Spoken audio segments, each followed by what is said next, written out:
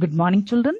Today we are going to complete the textual exercises from the lesson Hyavata, which is a poem written by H.W. Longfellow. So we are going to discuss this exercise today, children. This is also the last textual exercise from this lesson. Some words have similar sounds but different meanings. Choose the correct word from the box and fill in the blanks. Children, in our previous class, we had already learned about such words that have similar sound but different meanings as well as different spellings. And these words are called as homophones. So before we do this exercise, let's quickly refresh our memory about homophones, okay? What are homophones?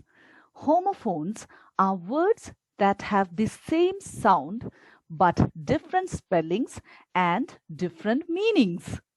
So these are words that sound the same but have different spellings as well as meanings. Okay? The word homophones can be divided into two parts, homo and phone. And the first part, homo, means same, whereas the second part, phone, means sound. So put together, it means same sound. So this is a tricky way to remember what homophones are, children. So do not forget this. Let's now check out a few examples of homophones. The first pair of homophones are HEAR here and HERE here. As you can hear, these two words sound the same, but they have different spelling as well as different meaning. Let's look at the first word. The word HEAR means to hear with your ears. So we hear with our two ears, isn't it? Now coming to the word HERE, it refers to a location. Now look at these two pictures, children. The first picture says, please stand here. So it asks you to stand at a particular point or a spot, isn't it? And in the second picture, you have a map which shows your location. So the word HERE refers to the location or position of something or someone. Okay? The next set of homophones are flower and flower.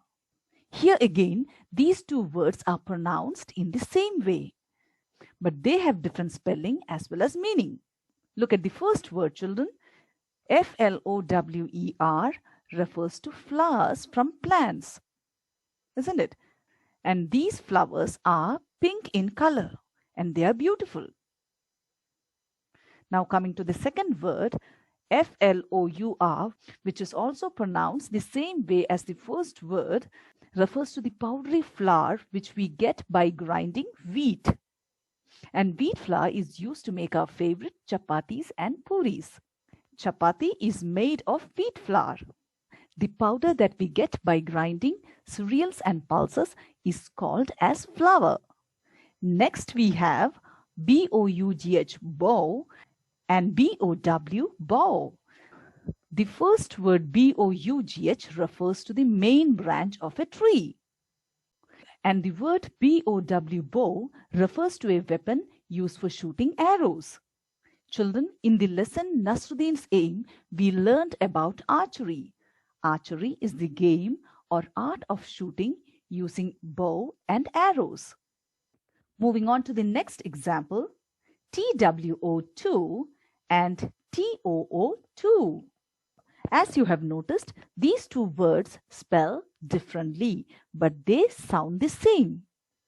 The first word TWO refers to a number. Look at this picture, children. Here there are two birds. So we can say there are two birds. The second word TOO says something that is in plenty or also. Here we have lots of candies. And you can frame the sentence, I had too many candies. So here the word TOO means plenty of or more than enough. If you say, I too want to go to the party, it means you also want to go to the party. Okay? Next, we have the words R-I-G-H-T, right, and W-R-I-T-E, right. Here, the word R-I-G-H-T means something that is correct, whereas W-R-I-T-E means to write something using a pen or pencil. The word R-I-G-H-T can also mean direction, as in left and right. So by using these two words, we can frame the sentences. Your answer is correct. And for the word W-R-I-T-E, the sentence is, he writes nicely. Children, the next example included for you here is K-N-O-W, no, and N-O, no.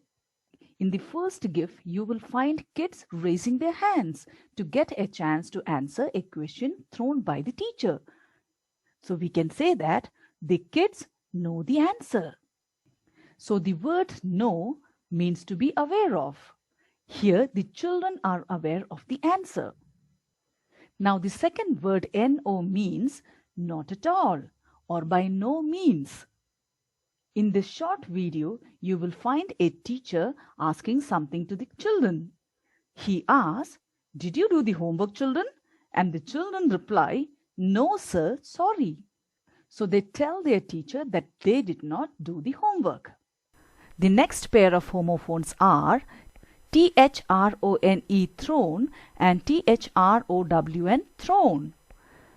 Here, the first word means the decorated or bejeweled chair of a king or queen. We can frame the sentence, I wish to sit on a throne. So the meaning of the word is now clear to you. Now let's look at the second word, children. T-H-R-O-W-N means to send an object through air. In this video, you will find a boy throwing a ball. And the sentence using the word thrown is, the ball was thrown by the boy. Here is one last example of homophones, children. P-R-I-N-C-I-P-L-E is principal, and P-R-I-N-C-I-P-A-L is principal. The word P-R-I-N-C-I-P-L-E refers to a moral belief or an idea.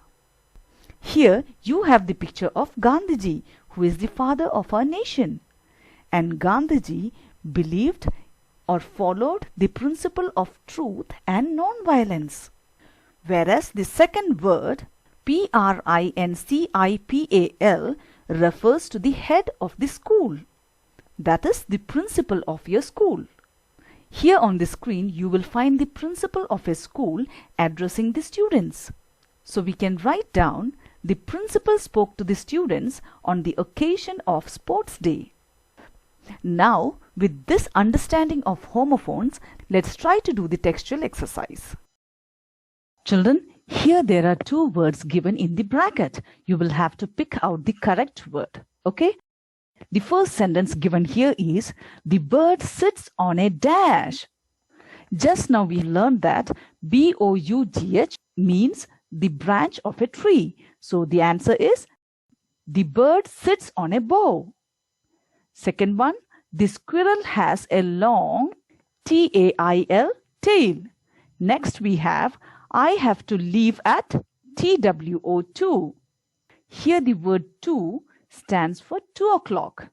Fourth one, this sum is R-I-G-H-T, right, or W-R-I-T-E.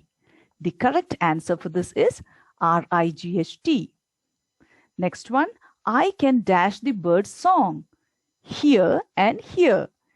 And we hear with our ears, isn't it? So the answer for this one is I can H-E-A-R, hear. I can hear the bird's song. Sixth one, do you dash a secret? Here the answer is K-N-O-W, and it means to be aware of. Next one, the king sits on the throne, T-H-R-O-N-E. Children, the last one is, he is our school, P-R-I-N-C-I-P-A-L, who is the head of the institution. Okay?